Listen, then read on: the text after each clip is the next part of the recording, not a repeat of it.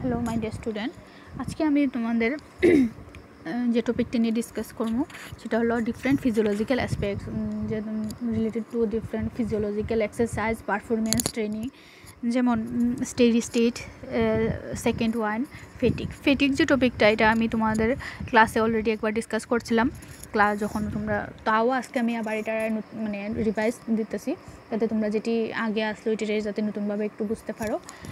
তো first of all what is second wind যেটা যদি আমরা বাংলাতে যদি করি যে সেকেন্ড ওয়াইন্ড মানে দ্বিতীয় বাতাস।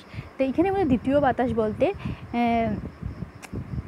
এটা হলো ফ্রিলি অ্যাবিলিটি যেটার থ্রোতে ডিউরিং এক্সারসাইজ মানে ফুললি ব্রেথ লওয়া যায়, মানে সেকেন্ড টাইম যে ফুল ব্রেথিং যে প্রসেসটা এটারই সেকেন্ড ওয়াইন্ড হইতেছে। যে এটার সেকেন্ড ওয়াইন্ডের আমরা যদি ডিসকাস করি definition wise, a person ability to breathe freely during exercise after having been out of breath full been মানে having been out of full out of ব্রেথের পরে যে ফ্রিলি যে ব্রেথটা নিতে পারে ability to freely during exercise যে এবিলিটিটা এটারে he seem to falter halfway through the race before finding has second way.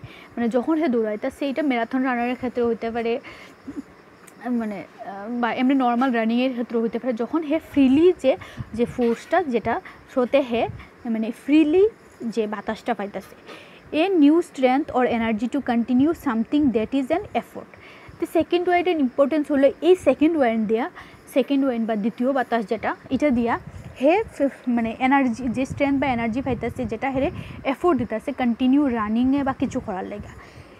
He gained a second wind during the camping and turned the opinion polls around.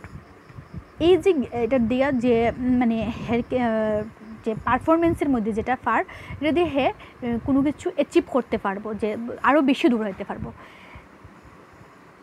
Second ওয়াইন্ডের আরেকটা importance হলো second wind মানে যে lack of অক্সিজেনের যে ঘাটতিটা হয় দৌড়ানোর পরে যেটার লেগে ল্যাকটিক অ্যাসিড মাসেলের মধ্যে স্টোর হয়, এই ল্যাকটিক অ্যাসিডটারে রোধ করতে মানে অক্সিজেনের ঘাটতিটারে ব্যালেন্সিং অফ অক্সিজেনেও সেকেন্ড ওয়াইন্ড হেল্প করে। এটা হলো সেকেন্ড ওয়াইন্ডের ইম্পর্টেন্স, যেটার থ্রোতে সেকেন্ড ওয়াইন্ডটা মানে অক্সিজেন ব্যালেন্সিং হেল্প করে সেকেন্ড ওয়াইন্ডটা, যেটা কারণ মাসেলের মধ্যে যখন ল্যাকটিক অ্যাসিড ফর্মেশন হয় তো তখন তো অক্সিজেনের ডিসব্যালেন্সটা হয়। তো সেকেন্ড ওয়াইন্ডের থ্রোতে যখন ব্রিথিং প্রসেসটা হয় তখন এই অক্সিজেনের ঘাটতিটা রোধ হয়ে যায় আর অক্সিজেন কনজাম্পশন ব্যালেন্সিংটা মেনটেন থাকে।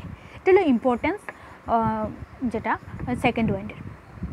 সেকেন্ড যে ওটা স্টেডি স্টেট যেখানের মধ্যে স্টেডি স্টেট একটা কন্ডিশন, মানে ওয়ার্ড থেকে বোঝা যাচ্ছে স্টেডি স্টেট একটা condition is when oxygen demand in the same as the amount of oxygen being supplied. যতটুকু অক্সিজেন সাপ্লাই হইতেছে ততটুকুই ডিমান্ড, যেটা mainly exercise post oxygen consumption বা ইপোক এর ক্ষেত্রে দেখা যায় is the excess oxygen that body consume after exercise is finished. এটা মেনলি আফটার এক্সারসাইজের পরেই বোঝা যায়। তো মেনলি স্টেডি স্টেট বলতে এই স্টেটটারে বোঝা যায় যখন oxygen demand is the same, যতটুকু অক্সিজেন সাপ্লাই হইতেছে ততটুকু oxygen demand.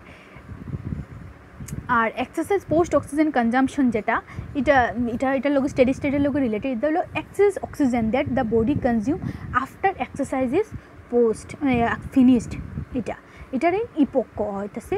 During the steady state exercise মানে এই যে exercise increase temperature and lower blood pH concentration effect the oxygen haemoglobin dissociation curve. Respiratory সিস্টেমের মধ্যে তোমরা already oxygen haemoglobin dissociation curve পড়ছো, সো এটার আমার মানে এখানে ডিসকাস করার দরকার তোমরা জানো।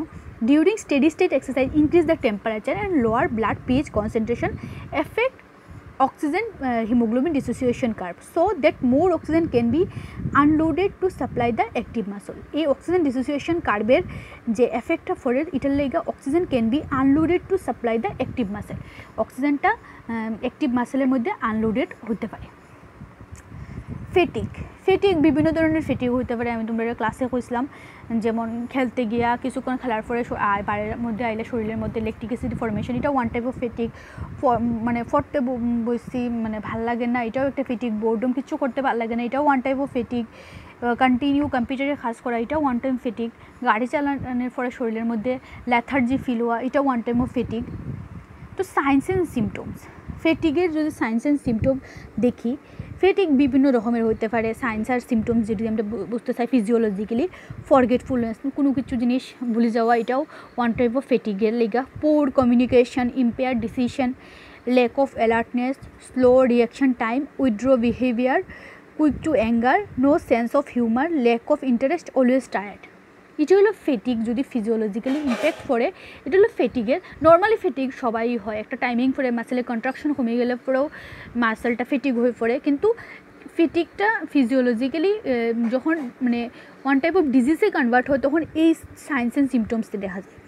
তাহলে ফেটিকের মধ্যে কিছু কিছু জিনিস যেমন ক্রনিক ফেটিক সিমটমসও দেখা যায়, যেখানের মধ্যে মানে স্লিপ ডিসঅর্ডার হয়ে যায়, ডিপ্রেশন, লস অফ মানুষের ফেইলিয়ারের কারণে মানুষ ডিপ্রেশনে জায়গা, তারপরে অ্যাংজাইটি, প্যানিক অ্যাটাক যেটা লেগা হয়, irritable bowel syndrome, prolong fatigue states, fibromyalgia, এটি ডিফারেন্ট টাইপস অফ ফেটিকের সাইন্স অ্যান্ড সিমটমস। তাহলে fatigue is a term use to describe an overall feeling or tiredness or lack of energy. Fatigue যদি আমরা মানে describe করি তাহলে ফেটিকটা tiredness, lack of energy এটা সবটাই ওভারঅল হওয়া যায়। It is the same as simply feeling drowsy or sleepy, ঘুম পার, অলসতা, এটা one type of ফেটিক। When you are fatigue you have no motivation or no energy. Being sleepy may be symptom of fatigue but it is not same thing. মানে স্লিপির মধ্যেও sleepy হওয়ার মধ্যেও মানে ফেটিক যে স্লিপি মানেই যে ফেটিক এমন না। ফেটিকের যদি ফেটিক এটা ডিজিজে কনভার্ট হয় তখন এটা হচ্ছে ক্রনিক ফেটিক, আনরেস্টিং অর স্লিপি, মানে স্লিপ কম হওয়া বা বেশি হওয়া, এটা ওয়ান টাইপ অফ ফেটিকের মধ্যে পড়ে। What are the main causes of fatigue? Cause যদি দেখি, there are many potential causes of fatigue. They can be divided into three general categories. Lifestyle factor হতে পারে, physiological health conditions, mental health issues. Lifestyle factors: if you are experiencing fatigue, your activities and other lifestyle choices may not be root cause. For example, fatigue can result from physical exertion, lack of physical activity, lack of sleep, being overweight or obese, period of emotional stress, boredom. এটি mainly lifestyle ফ্যাক্টরসের মধ্যে এটির কারণে ফেটিক হইতে পারে। যেমন lack of slip, সারা তো না ঘুমায় সকালবেলা কাজে যাওয়া, এটা ওয়ান টাইম অফ ফেটিকের লেগা হওয়ার। বোরডম, সারাদিন মানে কোনো কাজ নাই, বোর ফিল করা, এটা ওয়ান টাইম ফেটিক। বিং ওভারওয়েট, মানে মোটাপার কারণেও হইতে পারে বা ওবেসিটির কারণে হইতে পারে, ইমোশনাল স্ট্রেসের কারণেও, অ্যাংজাইটির কারণেও হইতে পারে, প্যানিক অ্যাটাকের কারণে, এটি হলো লাইফস্টাইল ফ্যাক্টরের মধ্যে। Physical health conditions: many medical conditions also can cause fatigue. Example include anemia লেগা ফেটিক হইতে পারে, যেটি ফিজিওলজিক্যাল মেনলি ইম্প্যাক্ট করে। আর্থ্রাইটিস, বাতের ব্যথা যেটা, এটার লেগা। Fibromyalgia, chronic fatigue syndrome, infection such as cold flu, এটির কারণে ফেটিকনেস ফিল হয়, মাসেলের পেইন হয়, শরীর ব্যথা হরে, এটিও one time of fatigues. Addison's, a disorder that can affect your hormone levels. Addison's disease যেটা হরমোন লেভেলসটার ডিসব্যালেন্স করে। হাইপোথাইরয়েডিজম, আন্ডার অ্যাক্টিভ থাইরয়েড, এটির মেনলি হলো ফিজিক্যাল ফ্যাক্টর বা হেলথ কন্ডিশন বা ফিজিওলজিক্যাল ইম্প্যাক্ট, যেটির কারণে যেটি মেনলি ডিজিজ ক্রিয়েট করে, যেটা হলো ফেটিকের মেন ইয়ে। তারপরে mental issues, mental health condition can also lead to fatigue. For example fatigue, a common syndrome of anxiety, depression, seasonal affective disorder, এটি হলো মেন্টাল হেলথ ইস্যু। তো এখানের মধ্যে হলো what are lifestyle changes that can help reduce fatigue. যেমন a number of measures can help lessen fatigue caused by daily activities to help boost your energy levels and overall health. তো হচ্ছে যে কীভাবে এই যে লাইফস্টাইল ফেটিকনেস, আমরা তো physiological যে হেলথ কন্ডিশন যেটি আছে ফেটিকনের লেগা, এটার লেগা মানে মেডিকেশন করতে লাগবে। বাট যেটি লাইফস্টাইল রিলেটেড আছে এটি আমরা নিজের থেকে কিছুটা চেঞ্জ করতে পারি। যেমন drink enough fluids to stay hydrated, যাতে ডিহাইড্রেটেড না হয় তাহলেও প্রচুর পরিমাণে জল খাওয়া। প্র্যাকটিস হেলদি ইটিং হ্যাবিটস, যাতে হেলদি খাওয়ান খাওয়া, যাতে বোরডম ফিল না হয়, যাতে লেথার্জি না হয়। এক্সারসাইজ করা regular basis, get enough sleep, time মতো খাওয়া, টাইম মতো শোয়া, যাতে স্লিপিং ডিসঅর্ডার বা ইনসমনিয়া যাতে না হয়, অ্যাভয়েড নোন স্ট্রেসার্স, যেটি আমরা জানি মানে যেমন এই জিনিসটা আমার স্ট্রেস দিব, এটির থেকে আমি একটু দূরে থাকাটা বেটার, কারণ মানে স্ট্রেস লইলেই তো ফেটিকনেস আইব, তাইলে আমার কাজের মধ্যে ইম্প্যাক্ট পড়বো। কিছু কিছু জিনিস আমরা নিজের থেকেও ব্যালেন্স করতে পারি।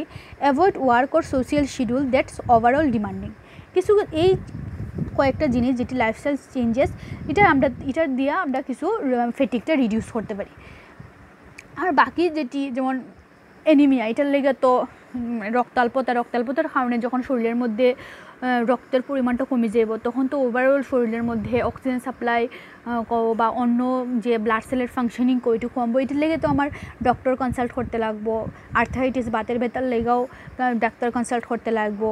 Chronic fatigue syndrome, infection, cold flu, এটার লেগেও মেডিকেশন। এটা তো আমার উপরে ডিপেন্ড না।